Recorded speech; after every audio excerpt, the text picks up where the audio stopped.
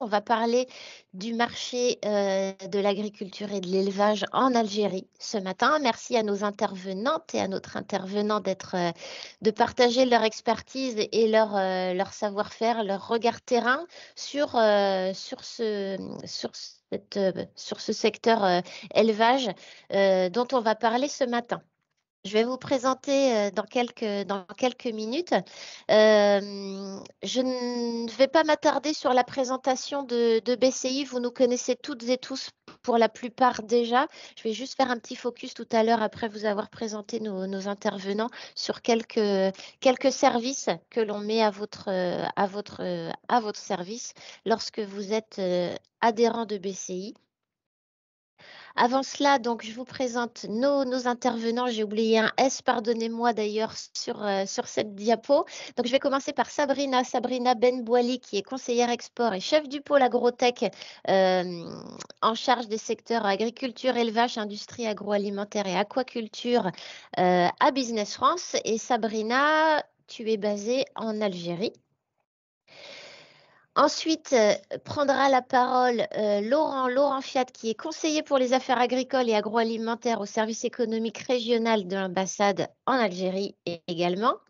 Et puis enfin, pour la partie réglementaire, je céderai la parole à Alexandra Catherine Dénard, qui est responsable d'études réglementaires au service réglementation internationale, basée à Marseille, là encore pour Business France. Merci à tous les trois pour votre travail, pour cette présentation et puis pour vos interventions qui vont suivre. Merci beaucoup et bienvenue. Merci Karen.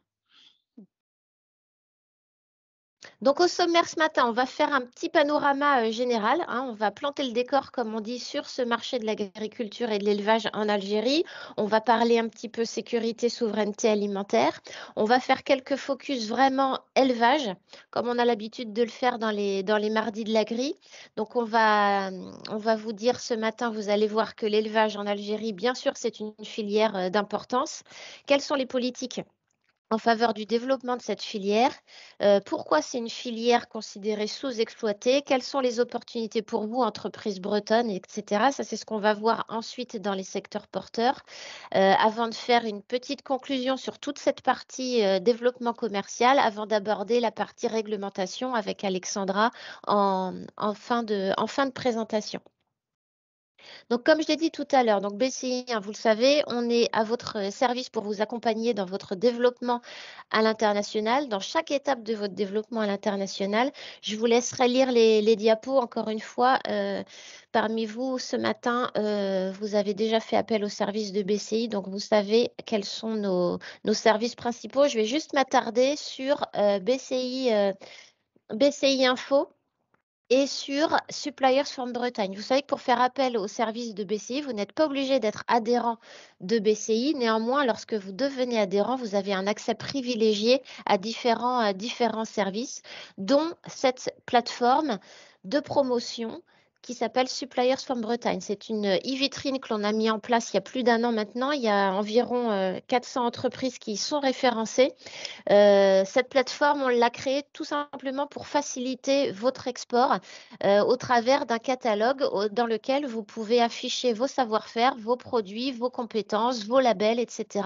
La cible première de cette e-vitrine, ce sont les acheteurs étrangers, les investisseurs étrangers. Vous pouvez rentrer directement en relation avec eux au travers de cette plateforme. C'est un moyen qui a déjà fait ses preuves pour beaucoup d'entreprises adhérentes qui sont visibles sur cette plateforme.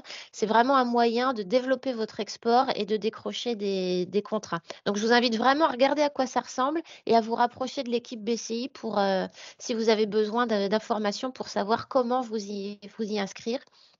C'est gratuit à partir du moment où vous êtes évidemment adhérent à BCI. Quand vous êtes adhérent, vous avez aussi droit à accès en illimité à des veilles marchés, des veilles techniques et réglementaires, des synthèses marchés qui ne sont que des extraits lorsque vous n'êtes pas adhérent. Et puis, vous avez également accès en tant qu'adhérent BCI à l'outil BCI RH pour trouver le bon profil pour vos recrutements. Donc voilà, il y a un tas de services donc dédiés aux adhérents de BCI. Donc si vous ne faites pas encore partie de la famille des 1000 entreprises adhérentes de BCI, voilà, vous pouvez nous contacter pour avoir connaître tous les avantages de devenir adhérent à Bretagne Commerce International. Vous pouvez aussi noter dans votre agenda le lundi 1er juillet pour le prochain Open de l'international. Ce sera la 12e édition et ça se déroulera à Rennes cette année, au Jacobin. On vous en dira plus le moment venu lorsque la plateforme de l'Open sera ouverte. On va rentrer maintenant dans le sujet donc, qui nous rassemble ce matin. Je vais vous laisser la parole. Sabrina, je vais te laisser débuter. C'est toi qui démarre les festivités, je crois, avec les premières diapos pour le panorama général. Merci Karen. Bonjour à tous, bonjour à toutes et à tous. Merci d'être là. Ça fait vraiment plaisir d'avoir quand même recueilli quelques entreprises qui s'intéressent au marché algérien. L'Algérie, c'est quoi aujourd'hui? L'Algérie, c'est quoi pour une entreprise française? C'est d'abord une passerelle réelle entre les deux continents, entre l'Afrique et l'Europe. C'est un pays ici qu'on appelle pays continent, enfin ici dans la région, mais pas qu'en Algérie. C'est le plus grand pays d'Afrique, du monde arabe et du bassin méditerranéen, c'est pas négligeable, avec presque 2,5 millions de kilomètres carrés, plus de 2000 kilomètres de côtes et près de 6 500 kilomètres avec 7 pays frontaliers.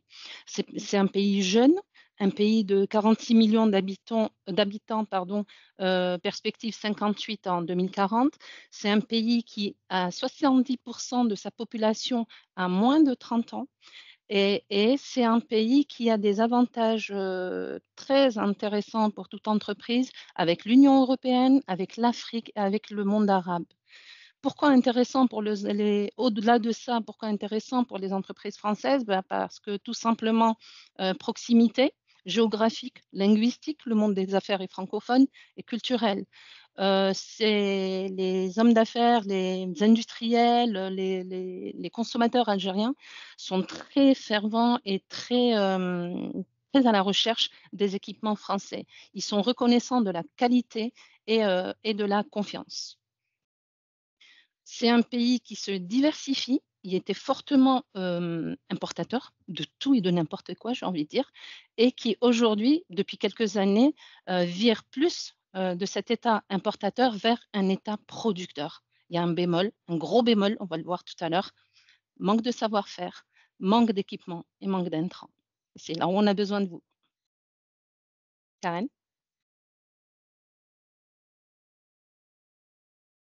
Voilà, là, je ne vais pas m'attarder, vous le verrez dans le détail quand vous serez plus à l'aise. Sinon, deux choses importantes à dire. L'agriculture et l'agroalimentaire, on le voit clairement, ce sont les deux filières classées prioritaires et stratégiques par les autorités locales. Elles sont même au-delà, au-dessus des hydrocarbures et des autres industries. C'est un pays intéressant, encore une fois, pour les entreprises françaises dans le commerce bilatéral. La France est le deuxième fournisseur de l'Algérie après la Chine, devant l'Italie quand même, mais ça dépend des secteurs.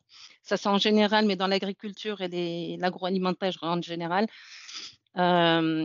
l'Italie est assez agressive. Et la France représente le troisième client de l'Algérie, derrière l'Italie et l'Espagne. On peut avancer. L'agriculture en Algérie, je vous le disais en tout début, prioritaire et stratégique. Deux mots-clés pour les autorités locales, sécurité et souveraineté alimentaire. Ça veut dire qu'aujourd'hui, l'Algérie considère ces deux filières au-dessus du pétrole qui a été longuement et pendant des décennies, voire plus, la filière clé de l'Algérie. Aujourd'hui, non. Aujourd'hui, on appelle ces deux filières l'ère post-pétrole. Ça veut dire qu'on mise tout sur l'agriculture et sur l'élevage. L'agriculture aujourd'hui et l'industrie agroalimentaire également. L'agriculture aujourd'hui occupe 25% de la population active. Elle a plus d'1,5 million d'exploitations agricoles, une superficie agricole totale de 42 millions d'hectares, voire et demi, et de 9 millions d'hectares de SAU. On estime les élevages à 25 millions de têtes en ruminants, et on compte les éleveurs avicoles à non pas 11, 11 000 pardon, 10 millions de je ne sais pas si on peut dire, de têtes avicoles? Allez, on va dire sujets comme on dit dans la filière. Pour la pêche et l'aquaculture, ce sont 2 filières qui sont très, très, très en vogue en ce moment. Nous étions avec Laurent, sur un salon de l'agriculture il y a 2 jours de, l'aquaculture il y a 2 jours et beaucoup de projets pour vous, je vous le promets. On peut avancer, pardon.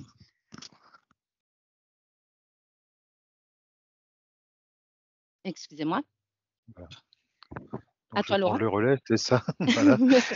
Donc pour, donner un peu quelques éléments clés de l'importance de la filière élevage, en Algérie. Alors, on a toujours un peu du mal à la connaître. On a souvent un problème de statistiques en Algérie, d'une façon générale d'ailleurs, il y a un petit peu une culture de secret. C'est vrai que avoir le savoir, c'est avoir le pouvoir. Donc quand on détient des informations, on n'aime pas forcément les diffuser partout.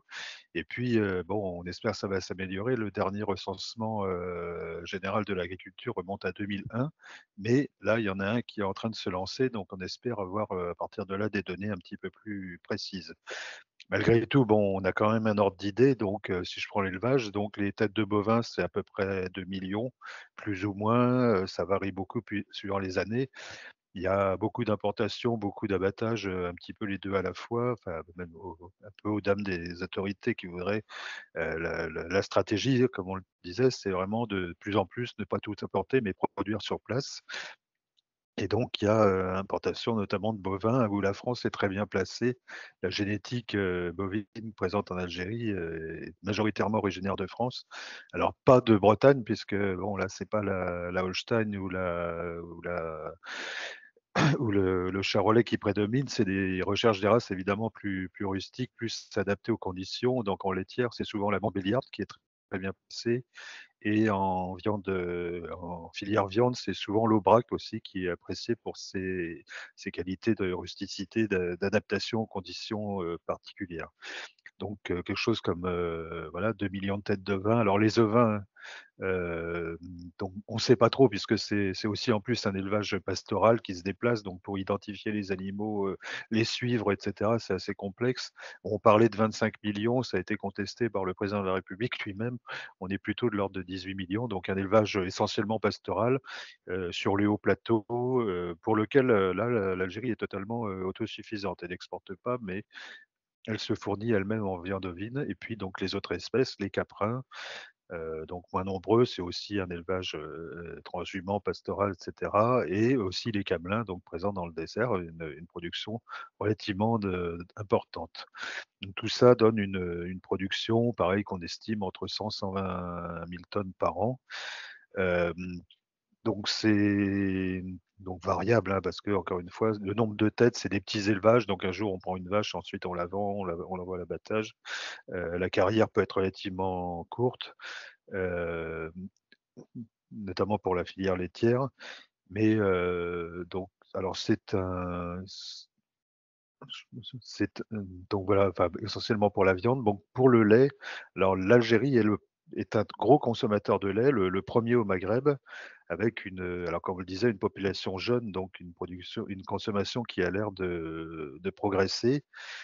Notamment aussi, le fait de politiques, qui visent à assurer un prix garanti très faible pour le pain et le lait, donc la baguette à 10 dinars, c'est-à-dire à peu près 7 centimes et le litre de lait, pasteurisé en sachet à 25 dinars, donc ça fait, enfin 25 dinars, j'arrive plus à faire le compte, donc faut diviser de l'ordre de enfin d'une douzaine de centimes quoi, quelque chose comme ça. Une des politiques qui ont visé, à développer la production avec on en parlait de cette importation donc de génisses laitières, alors qui a été malheureusement bloquée là il y a quelque temps. Enfin, on a eu un problème de blocage, j'en parlais, c'est-à-dire qu'il y avait un petit peu une tendance à importer. L'idée, c'est d'importer des génisses pour produire du lait sur place et comme le marché de la viande est très rémunérateur, bah, la génisse, elle faisait une lactation et hop, elle partait à la boucherie.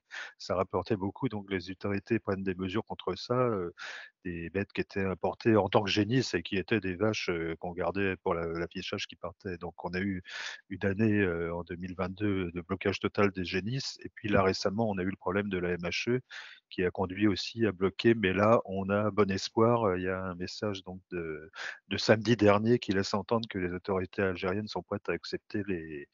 Donc il faudra encore quelques jours pour que ça se confirme officiellement, mais on a un bon espoir de pouvoir réexpédier prochainement des animaux de France vers l'Algérie, surtout que les producteurs algériens sont très demandeurs des races françaises. Donc malgré cet effort de production sur place, les entreprises françaises aussi, laitières présentes en Algérie, les Danone, Lactalis, Bell, font en sorte de non seulement développer des usines, mais aussi développer de l'élevage sur place. Malgré tout, l'importance de la consommation, comme je disais, population jeune et lait pas cher, fait que voilà, la production n'est pas suffisante, et la poudre de lait, c'est le deuxième. Le premier poste, c'est le blé tendre, et la poudre de lait est le deuxième poste d'importation de produits alimentaires en Algérie. Alors une autre filière, donc, alors si je sais pas si je dis un mot, enfin la filière bovine, donc alors la bovine, j'ai dit c'était pastoral. La filière bovine aussi est relativement traditionnelle, je dirais, c'est des petits élevages, le boucher, le maquignon et la distribution en boucherie traditionnelle. La grande distribution n'est pas très importante en Algérie. Donc avec des animaux aussi qui passent des fois à côté des abattoirs, donc une volonté aussi des autorités de revenir un petit peu là-dessus. Une production aussi intéressante, donc la volaille, là qui s'est beaucoup développée, une consommation qui est importante. Il y a eu une volonté depuis une cinquantaine d'années des autorités algériennes, donc de programmes de développement de l'aviculture intensive, la mise en place d'infrastructures de production pour les poulaillers, l'aliment, le matériel, etc. La génétique, donc encore une fois, pour cette idée, c'est de produire sur place. C'est bien ça qu'on cherche à faire, et donc il y a les importations, c'est seulement de la génétique, des œufs à couver ou des poussins, ça ne va pas plus loin que ça. Hem, tous les poulets, c'est majoritairement des poulets et les œufs qui sont consommés, en Algérie, sont produits sur place avec une consommation qui est, assez importante. Mais tout ça, ça cache quelque chose. Donc les importations qui sont limitées, mais il faut alimenter toute cette production. Et là, très clairement, l'importation, ça touche, l'aliment est en grande partie importé. Donc on estime peut-être, alors donc l'Algérie, gros consommateur, fait producteur, a importé enfin, la dernière exercice pour plus de 9 milliards d'euros de produits agricoles et agroalimentaires en 2022. Et on n'a pas encore les chiffres 2023, mais ça va venir. Et sur ces 9 milliards, il y a plus d'un milliard qui est consacré à l'alimentation animale, le maïs, les tourteaux, le soja, l'orge, donc qui viennent d'ailleurs en majorité d'Amérique du Sud, Brésil, Argentine, Chili, des pays comme ça. On peut passer à la suivante, s'il vous plaît. Donc, alors, même si j'en ai déjà un petit peu parlé, donc bon, la volonté des autorités, c'est de développer la production, de diminuer les importations, de devenir un pays producteur, comme on le disait au début. Donc une politique en faveur de la modernisation des outils d'abattage, puisque, comme je disais, souvent c'est des petits abattoirs, c'est des tueries, quoi, c'est même pas des abattoirs, voire ça passe à côté.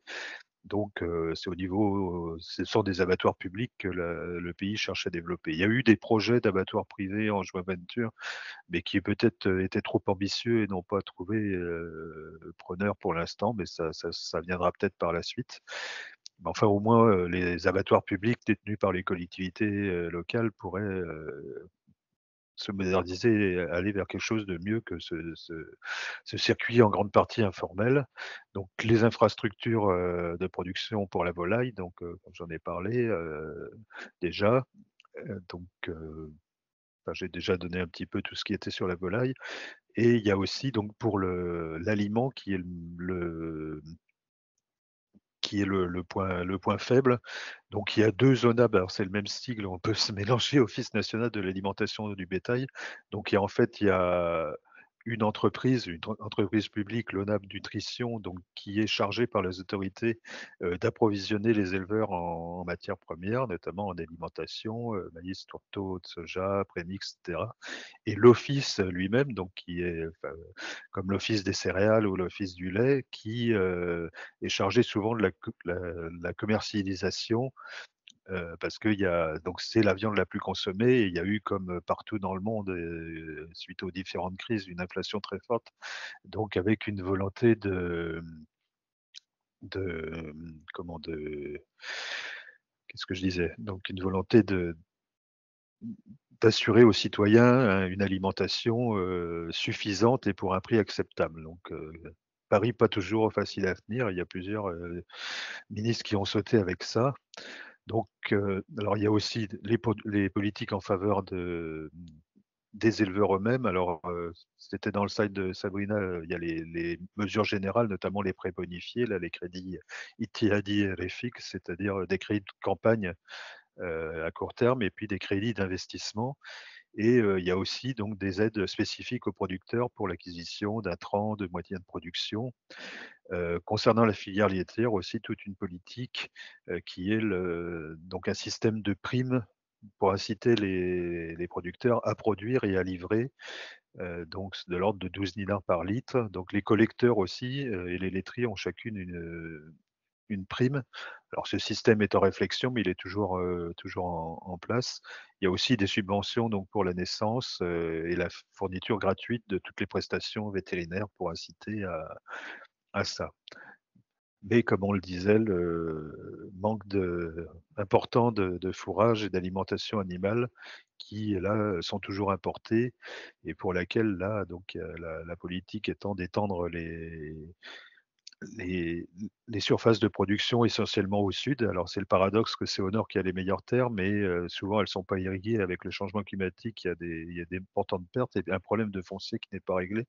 Et la proposition des autorités, c'est de développer l'agriculture au sud, partant du principe que là, il y a de la surface, hein, autant qu'on en veut dans le désert et qu'il y a de l'eau souterraine qui permet de faire de l'agriculture irriguée. Donc c'est via ces grands domaines irrigués au sud que les autorités espèrent, progressivement pallier ce manque en alimentation, même s'il est quand même peu probable que le pays, soit autosuffisant un jour, mais peut-être moins dépendant de cette facture. Donc comme je le disais, c'était élevé à 9,5 milliards d'euros, l'exercice précédent. Voilà, donc je pourrais peut-être répondre à des questions, hein, s'il y a, mais sauf si Sabrina reprend la main. Est-ce qu'il y a des questions parmi les participants sur cette partie d'incitation gouvernementale, politique en faveur du développement de l'élevage ou sur les diapos précédentes d'ailleurs? N'hésitez pas à poser vos questions.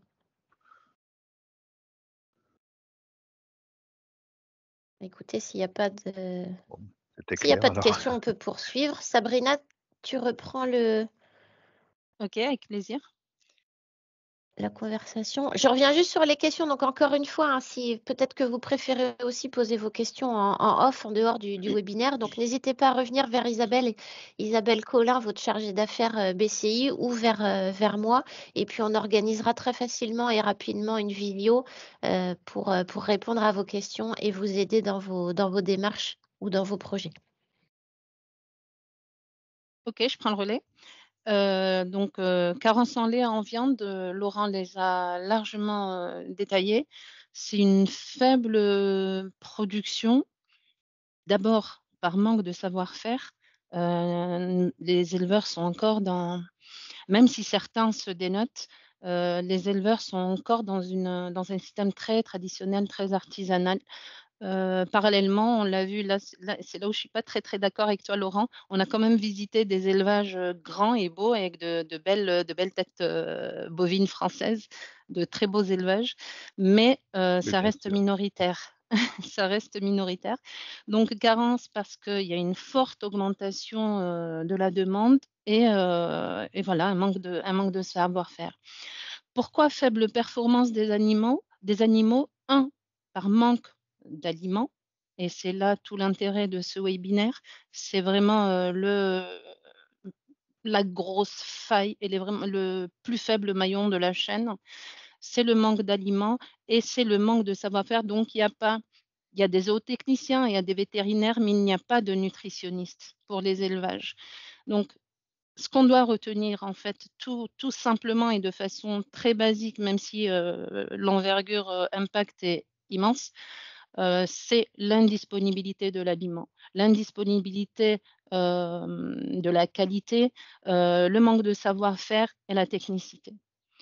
Je vous ai donné quelques chiffres à titre indicatif ici sur les importations et sur les productions. On voit nettement l'insuffisance. Voilà, faut le dire, c'est le terme qui va beaucoup se répéter, je pense, dans ce webinaire, et le recours aux importations. On peut avancer, Karen, please. Les secteurs porteurs. Là, je vous les ai mis dans le sens le plus large, même si je l'admets, je suis sortie un peu de notre secteur, mais je me suis dit qu'il fallait que vous le sachiez.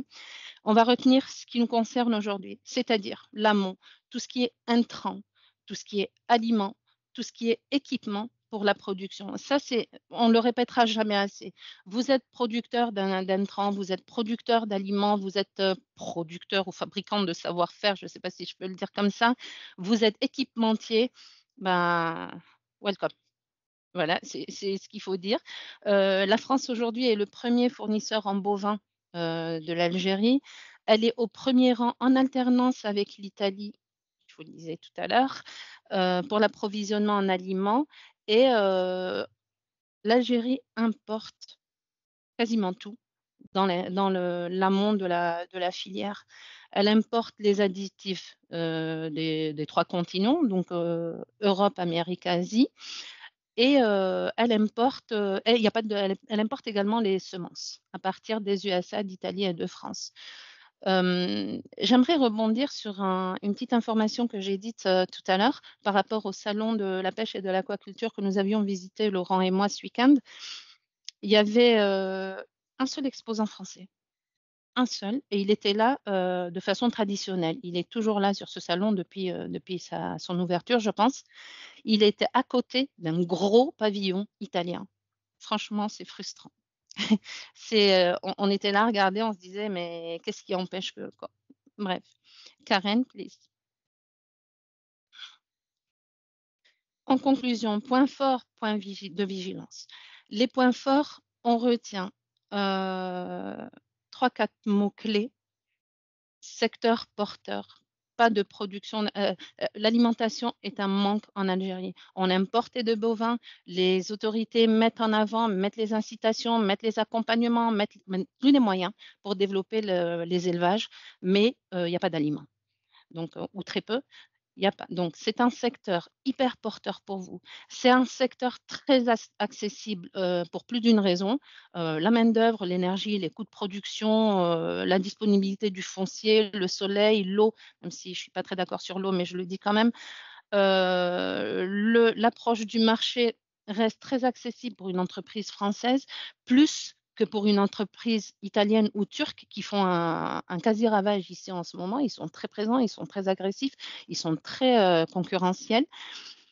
Et c'est un marché que le gouvernement met en avant. Il incite à la production, il incite au développement et à l'optimisation des productions agricoles.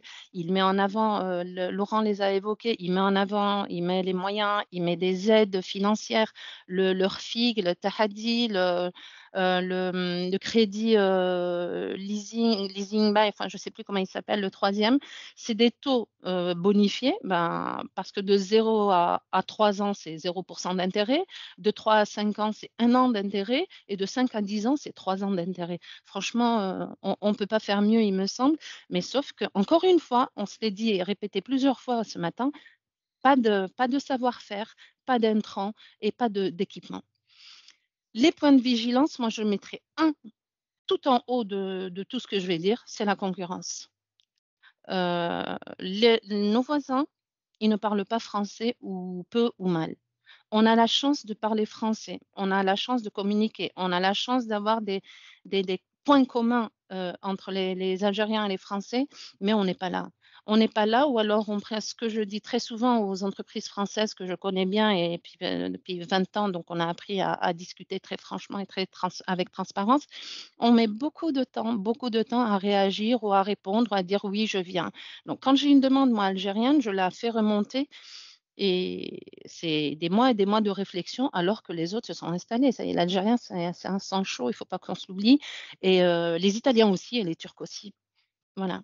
L'Algérien accorde beaucoup d'importance au relationnel, donc on n'est pas à l'image européenne où on travaille par mail. Non, ça fonctionne pas comme ça. C'est vraiment être là, et on ne peut pas se limiter à un premier mail ou un premier appel téléphonique et se dire: «On attend». Non, non, ça peut pas fonctionner comme ça. En revanche, c'est un monde des affaires qui peut être long, je l'avoue. L'administration peut être lourde, je l'avoue également et je l'admets, mais il faut retenir que quand quelque chose est signé, même si on a attendu 1 mois, 2 mois, 1 an, 2 ans, quand c'est signé, ça ne peut qu'être très, très, très fructifiant. Voilà, à votre disposition. Merci beaucoup, Alexandra, Sabrina. je te passe la main. On a une question avant de Oui? céder la parole à Alexandra, si tu veux bien. Question d'Anthony sur l'élevage laitier. Comment est-il structuré? Est-ce qu'il y a des grosses fermes et beaucoup de petites fermes traditionnelles? Est-ce qu'il y a de plus en plus de gros élevages avec plusieurs centaines, voire milliers de vaches laitières? La question d'Anthony sous-jacente peut-être aussi, est-ce qu'il y a des intégrateurs en Algérie? Enfin, comment est structuré comment sont structurés les élevages? Alors la réponse est dans la question même. Ce sont des fermes traditionnelles de petits élevages, en général. Il y a quelques grandes fermes minoritaires, mais je pense que la taille de ces grandes fermes dépasse largement toutes les petites fermes réunies. Tu me contredis, Laurent, si jamais tu es pas d'accord. Nous avions visité, et il y en a pas mal, ben, c'est des élevages, qui sont à 2 500, têtes, par exemple. C'est des élevages qui sont à plusieurs centaines. Laurent? Oui, c'est ça, et c'est relativement récent. Depuis Ouais. quelques années, on voit apparaître, de plus en plus de gens qui veulent investir dans l'agriculture et qui investissent dans l'élevage bovin avec effectivement des grandes unités, des étables toutes neuves, toutes récentes, Et c'est très bon, c'est moderne, récent, mais très, très c'est en train de moderne. se voilà, mais il y a une vraie tendance, à ça, hein. C'est en train de se développer, donc il subsiste le petit élevage traditionnel qui était la quasi-intégralité jusqu'à il y a peut-être, 5-10 ans, et là, on voit, même depuis 1 an ou 2, des gens investir dans des très grosses infrastructures, alors qu'ils se sont battus avec nous pour obtenir la levée de l'embargo MHE qu'on est en train d'obtenir là, et parce que, ces gens-là sont très intéressés encore une fois par la génétique française. Mais comme je disais, Voilà. peut-être pas forcément bretonne quoi, c'est plus, Moi, j'ai de plus en plus de demandes sur, je veux importer, 700 têtes, de telle race, je veux importer 500, 1 500. Donc il y a vraiment cette tendance de méga fermes intégrées. C'est-à-dire qu'il y a l'élevage, il y a l'amont, il y a l'arbo, il y a le maraîchage, il y a tout. Il y a même le bassin, aquacole dessus. Mmh. Donc il y a des besoins confirmés pour équiper toutes ces fermes, tous ces Ouais, bâtiments d'élevage. Enfin, ouais, pour la partie équipement des bâtiments d'élevage et aussi pour la partie, élevage à proprement dit, donc en génétique, en produits sanitaires, phytosanitaires, tout ça, en tout ça, tout ça, alimentation, tout produits ça, ouais. vétérinaires peut-être, enfin tout ce qui Oui, oui, concerne le oui, soin oui, et la oui. santé animale? Et même la formation des nutritionnistes et des zootechniciens et de tout. Ouais, c'est des besoins phénoménaux, Karen. On peut pas s'imaginer quand on fait pas le terrain, et je comprends parfaitement, la réaction des entreprises françaises, parce qu'on se limite à ce qu'on lit, à ce qu'on entend, mais il faut aller sur terrain pour voir. Est-ce qu'il y a d'autres questions à propos de l'élevage ou d'autres sujets que l'on a abordés d'ailleurs?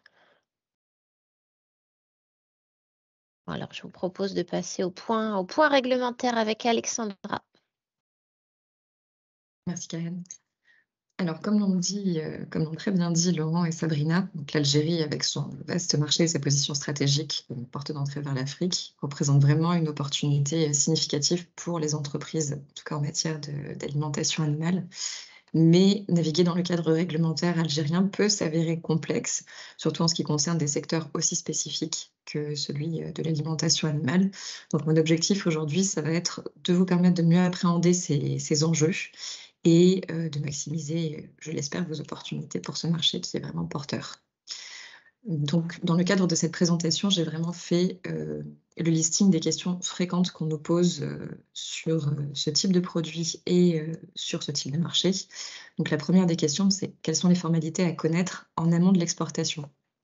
Donc, tout d'abord, il faut savoir qu'en Algérie, si vous souhaitez exporter vos produits donc, vers ce pays, vous allez passer par un agent local qui peut être un importateur ou distributeur. Et cette personne devrait être nécessairement enregistrée auprès des autorités algériennes. Et donc, c'est une personne qui devrait également disposer d'une licence spécifique pour l'importation de matières premières et bien destinée à la vente. Donc, une fois que ce point est validé, vous allez avoir toute une partie documentaire qu'il va être obligatoire de réaliser. Donc, on va vous demander une grande partie de documents qui seront à fournir et à récupérer auprès des autorités françaises. Et justement, vous pourrez voir ce point-là avec votre agent local qui pourra réellement vous informer sur tous les documents nécessaires à la logistique et également nécessaires d'un point de vue certificat sanitaire et ou phytosanitaire qui devront accompagner donc votre liasse documentaire et être nécessaires au dédouanement. Pour la deuxième question, donc, qui est vraiment portée sur le produit en lui-même, donc, il faut savoir que le produit, tel que vous allez le fabriquer et le conceptualiser en France, devra répondre à des exigences spécifiques donc, qui vont être propres à l'Algérie ou qui vont être reconnues par l'Algérie. Donc, en matière notamment de règles d'étiquetage et de composition, je crois que c'est Sabrina qui le disait tout à l'heure, il manque souvent certaines infos, certaines briques sur l'Algérie. C'est vrai que sur la partie relative à la réglementation des produits destinés aux animaux d'élevage, il y a des textes qui sont assez manquants, mais quand les produits viennent d'Union européenne et donc de France, on note tout de même que les autorités reconnaissent les règlements européens. Donc j'en ai noté deux. Le premier, c'est le règlement 767/2009 qui concerne la mise sur le marché et l'utilisation des aliments pour animaux. En fait, c'est un règlement qui va énumérer notamment les grands principes d'étiquetage des aliments pour animaux. Et il y a un deuxième règlement, donc c'est le règlement numéro 1831/2003 qui concerne, quant à lui, les additifs qui vont pouvoir être utilisés en alimentation animale. Qu'il s'agisse donc d'additifs synthétiques ou naturels ou autres. Donc, il est vraiment primordial que le produit soit conforme au texte pour pouvoir avoir toutes les chances d'être importé librement en Algérie. Donc, sur la partie étiquetage, ça va être assez classique. La seule réelle exigence qui va différer de l'Union européenne, c'est que les informations sur l'étiquette devront être en arabe et, si nécessaire, inclure une traduction dans une autre langue, comme le français et ou l'anglais. Et donc, généralement, l'étiquette devra inclure le nom commercial du produit, la liste des ingrédients, s'il y en a plusieurs, la date de production et péremption, le nom et l'adresse du fabricant. Et si il y a également des définitions, des indications sur l'usage, c'est-à-dire le type d'animal ou le type d'élevage ciblé pour le produit alimentaire, ça sera nécessaire également de le mettre sur l'étiquette avec les instructions d'utilisation et avertissements éventuels. Enfin, sur la partie concernant le halal, donc il y a eu beaucoup de mouvements ces derniers temps en Algérie sur la question du halal et la certification notamment. Donc il est important de noter que pour les aliments pour animaux, bien que la réglementation halal soit généralement associée aux produits alimentaires qui vont être destinés à la consommation humaine, les dispositions spécifiques s'appliquent également aux aliments pour animaux, car, in fine, il s'agit quand même de produits qui vont être destinés à la consommation humaine. Donc la certification halal reconnue par l'Algérie pour les produits originaires de France, c'est la certification qui est dispensée par les services de la Grande Mosquée de Paris. Et enfin, je voulais rajouter un dernier point qui n'est pas sur cette diapositive, mais sur une question que l'on peut souvent se poser et qui va aussi conditionner les prix des produits une fois qu'ils seront importés sur le marché. Donc c'est la TVA. Donc, toutes les importations de matières premières, qu'il s'agisse donc d'orge, de maïs, etc., qui vont être destinées à l'alimentation du bétail et de la volaille, ainsi que les matières et produits relevant des positions tarifaires 2302, 2303 et 2309. Donc, ce sont les nomenclatures douanières pour les produits qui vont être destinés à l'alimentation bétail et volaille. Ce sont des produits qui sont actuellement exonérés de la TVA en application d'un décret qui a été pris récemment en 2021. Donc, c'est une mesure qui est réellement incitative. On en parlait tout à l'heure. L'Algérie met vraiment tous les moyens en œuvre pour inciter les entreprises à importer leurs produits sur ce marché. Et donc, cette mesure vise à réduire la charge des coûts de production pour les éleveurs de bétail et de volaille et assurer la stabilité des prix de marché pour ces deux secteurs. On pourra Voilà. peut-être rajouter cette mention-là importante sur la diapo, Alexandra. Mhm. Tout à fait. Donc, Il y si a vous une avez des questions. Oui. Ouais, je les prends au fil de l'eau. Alors, Anthony rebondit donc sur ce que tu viens de dire et nous dit, si je comprends bien, tous les aliments pour animaux importés en Algérie doivent être certifiés halal. Alors ça, c'est une question qui est plutôt épineuse s'agissant de ces produits-là. Et Sabrina, si tu veux intervenir avec moi aussi, on est sur des produits qui contiennent des produits d'origine animale également ou sur tous Oui, les produits? j'y ai répondu, Alexandra. C'est-à-dire que D'accord. si ces intrants sont d'origine animale, oui, ils doivent être certifiés halal. Les farines animales, par exemple. Et pour la poudre de lait pour animaux, est-ce que ça en fait partie? Excusez-moi, j'ai juste une intervention, Pascal de Mixscience. Vous avez Oui, évoqué les bonjour. farines animales. Bonjour. Vous avez évoqué les farines animales à l'instant. Mais à ma connaissance, les farines animales sont interdites d'importation. Puisqu'on parlait tout à l'heure là de l'aquaculture. Et je pense qu'un gros frein dans le développement de l'aquaculture, c'est l'interdiction justement des farines animales en Algérie, et notamment des farines de poisson, qui sont un élément quand même essentiel dans l'aliment pour poisson. Enfin, C'est est-ce ça. que... Je confirme, c'est ça. Les farines animales sont interdites d'importation, mais il y a des substituts, m'a-t-on dit, à la farine animale. Ok, d'accord. Donc l'importation est toujours possible. Il ne faut juste pas passer par ce produit-là. Ok, merci. Je vous en prie. Laurent, tu peux peut-être Et répondre pour la poudre de lait pour la pour poudre de Oui, lait, animaux? oui, oui. donc ça a été la surprise. Ça a été parce qu'il y a de fait un monopole qui est donné pour tout ce qui vient de France et d'Europe à la Grande Mosquée de Paris, qui en fait finance, faut le dire, un peu crûment, qu'elle finance son denier du culte avec ça en prenant une taxe pour certifier halal. Elle a le monopole et elle se sert, alors au point qu'elle n'arrive plus à faire face, mais enfin, c'est encore une autre question. Et donc il y a eu une question autour du lait. Au début, le lait avait été mis et on s'est dit: «Mais qu'est-ce que ça veut dire du lait halal? Si c'est du lait de vache, a priori ça veut rien dire». Et puis, bah non, on a vu que alors ça a été enlevé dans un premier temps par une décision du ministère de l'Industrie, et ensuite le ministère du Commerce est revenu là-dessus et a rajouté effectivement le lait et la poudre de lait. Ça devait au départ concerner que les fromages ou certains dérivés, et donc voilà, alors on est peut-être, L- sachant qu'il y a une association, la l'APAB, l'Association des producteurs algériens de boissons, qui a posé des questions, bah, comme je disais, on allait simplement leur demander: «Est-ce que c'est lait?» Et en entendant: «Ah le lait, ah oui, hop, on rajoute ça». Donc c'est voilà, mauvaise surprise qu'on Laurent, a eue récemment. Mmh. Laurent, on parle de la Oui, poudre de oui. lait pour animaux.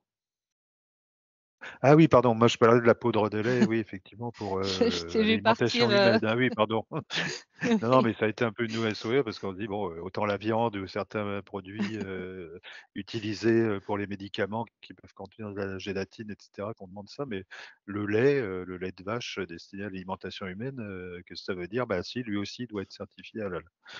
Alors par contre, si je prends la liste, qu'on a, est-ce que c'est la dernière? Voilà, donc il y a viande, Moi, ceux qui doivent moi, être, je peux j'ai vous pas donner la vu. liste ainsi: viande et produits d'origine animale et produits carnés, huile et graisse animale, confiserie y compris les chocolats, gâteaux, biscuits, additifs alimentaires préemballés destinés à la revente en l'état ou destinés pour les industries agroalimentaires. Donc les laits et y compris les laits et dérivés, y compris les caséinates.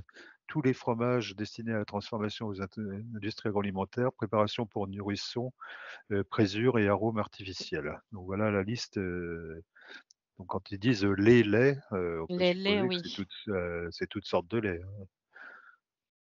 Bon, à vérifier peut-être pour être bien sûr que la poudre de lait donc pour animaux est C'est bien on va pas aller poser fasse la bien question, partie. sinon ils vont nous répondre que oui. Alors, donc on préfère ne rien dire, parce que ça, c'est la mésaventure qu'on a eue. Il y avait aussi la question des arômes artificiels qui avait été largement posée, parce que bon, si c'est artificiel, c'est chimique, a priori, ça n'a rien de.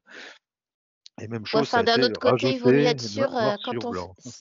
si une entreprise bretonne fait de la poudre de lait et veut exporter vers l'Algérie, il vaut mieux savoir avant si Oui, c'est ça. Mais c'est vrai qu'on va peut-être pas aller poser nous-mêmes la question, sinon on est sûr de la réponse. Ils vont rajouter ça, quoi. C'est ce qui nous est arrivé Bon, récemment. Donc on va se renseigner, Anthony, et puis on va revenir vers vous avec une réponse. Si je peux prendre la parole 2 minutes. Enfin, en fait, on exporte des très faibles quantités de poudre de lait pour animaux en Algérie déjà. Mais en fait, quand vous avez parlé d'halal, ça m'a un peu interpellé. Je me suis dit, est-ce qu'on est halal ou pas? J'ai pas l'information, donc je vais aussi me rapprocher de mon service qualité pour savoir si nous, on est halal, mais je n'avais jamais entendu parler de notre certification halal. Donc, je pense que c'est pas obligatoire. Mais je vais quand même me rapprocher de mon service qualité et aussi de notre distributeur en local pour savoir si c'est obligatoire ou pas. Mais en effet, on va peut-être pas solliciter l'administration algérienne au cas où il rajoute sur la liste. Merci en tout cas. Merci pour la question, Anthony. Est-ce qu'il y a d'autres questions?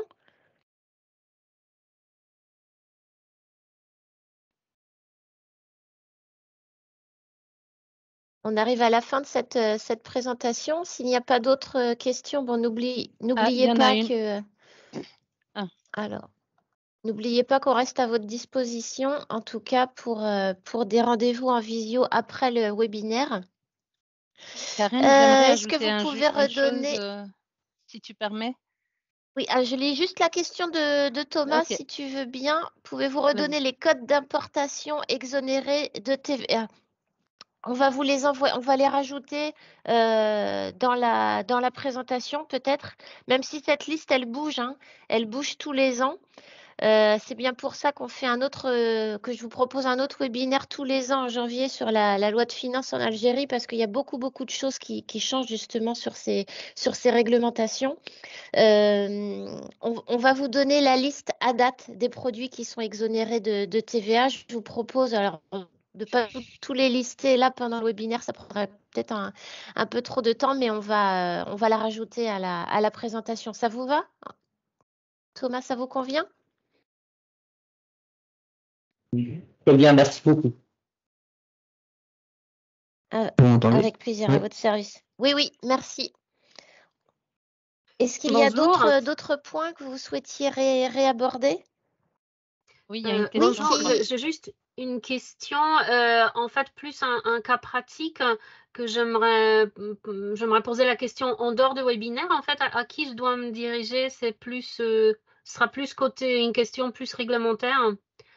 Alors, ce que je vous propose dans ces cas-là, alors qui parle, pardon, parce que là, je ne vois pas qui est. Agnieszka. Je vais aller sur la liste. D'accord, Agnieszka.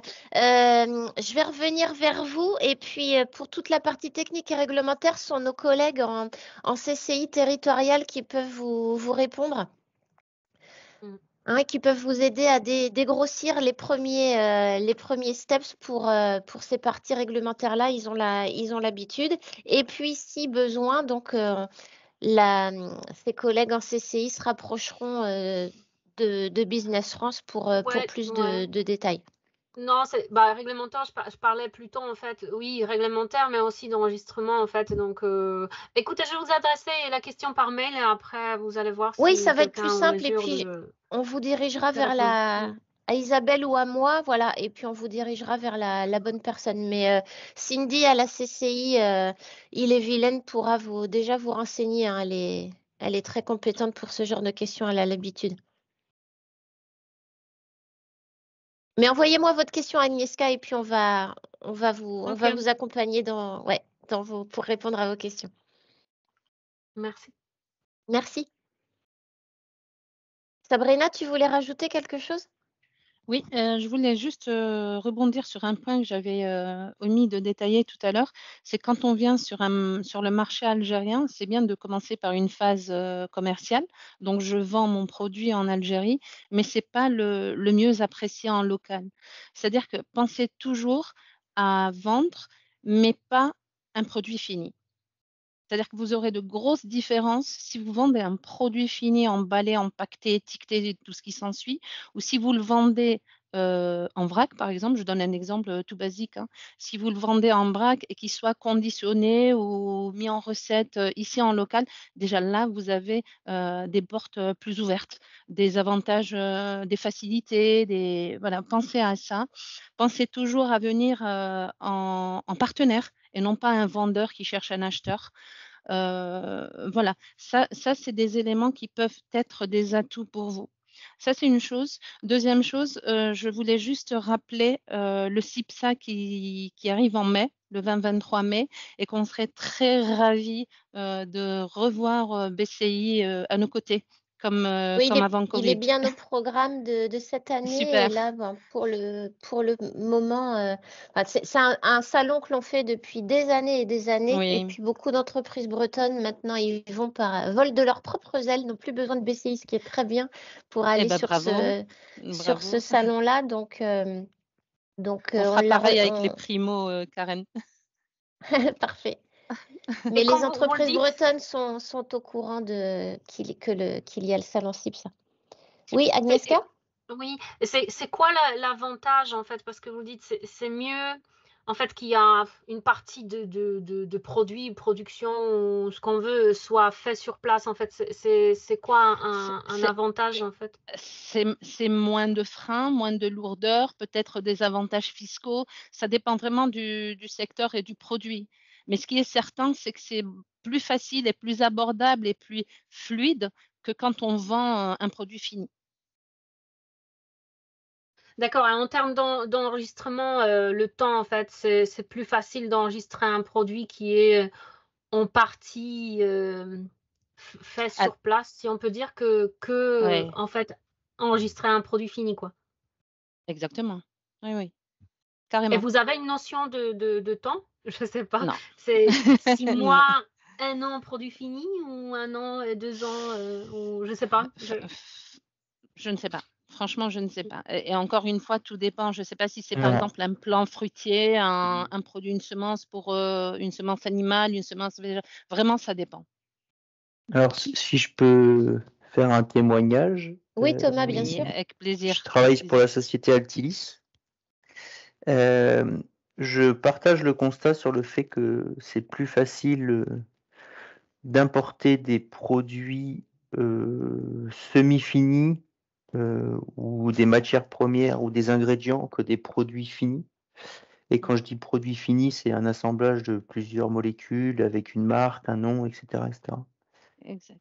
Mais en l'occurrence, on a fait ce choix-là quand même sur certains produits, nous, chez Altilis.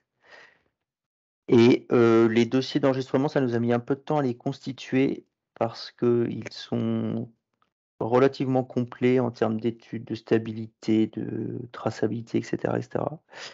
Et concrètement, moi, j'ai déposé avec mon partenaire local un dossier en fin d'année 2023 et on espère passer en commission en mars-avril.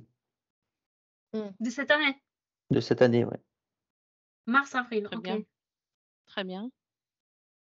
Et visiblement, il y a quand même une bonne pile de dossiers à passer avant nous. Oui. D'accord. Voilà, c'est pas très précis, mais c'est. Ça donne une idée. Merci Thomas. C'est chronophage à faire. Il n'y a pas d'informations très très bloquantes. Et après, il faut un peu de temps pour passer en commission.